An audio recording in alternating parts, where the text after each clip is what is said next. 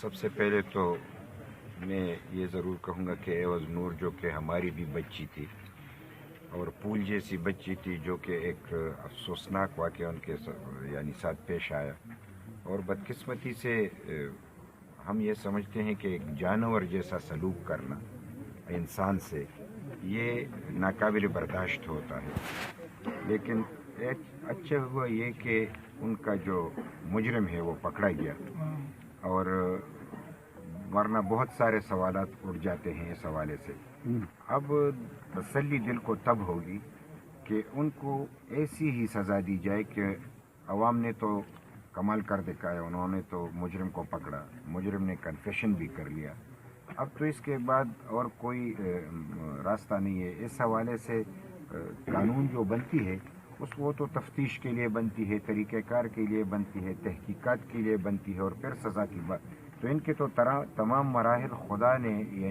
اپنی شان کے مطابق پوری کیے کہ اب مجرم ہاتھ میں ہیں۔ تو اب مجرم کو ایک تو ان سے یہ پوچھنا ہے کہ اس نے یہ ایکشن جو کیا ہے از خود کیا ہے کہ اس کے پشت پہ بھی کوئی اور طاقت ہے، اس کے پیچھے بھی کوئی اور لوگ ہیں، تو ان کو بھی نہیں چھوڑنا چاہیے، بجائے اس کے کہ صرف ایک مجرم کی بات ہو۔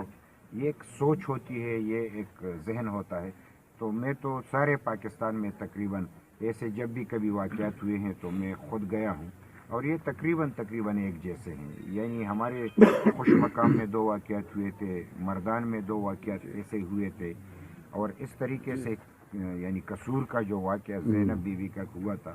تو میں ان کے لیے بھی وہاں پہ گیا تھا، اور آج میں یہاں پہ موجود ہوں۔ تو میں تو ان کے والدین کے حوالے سے جو کہ مجھے اس درد کا احساس ہے، اور اس لیے ایسے واقعات کے لیے میں یعنی خود جانا یعنی مناسب اس لیے سمجھتا ہوں کہ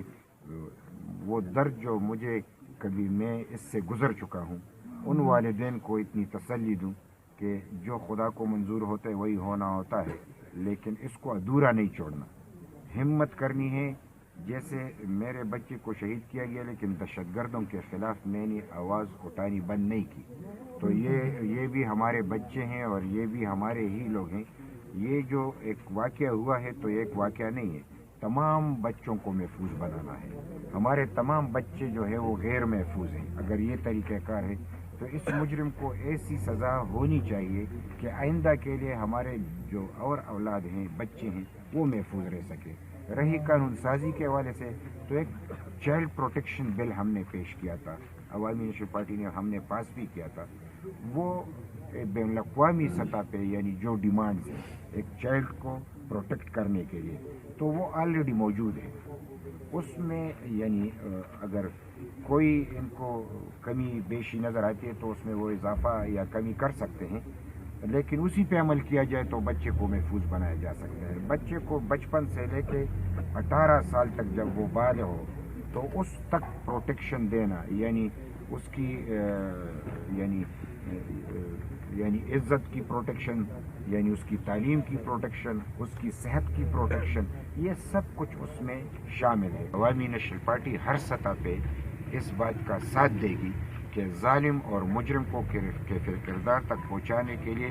جو بھی اقدامات اٹھائے جائیں گے ہم ان کا ساتھ دیں گے۔ ہم بالکل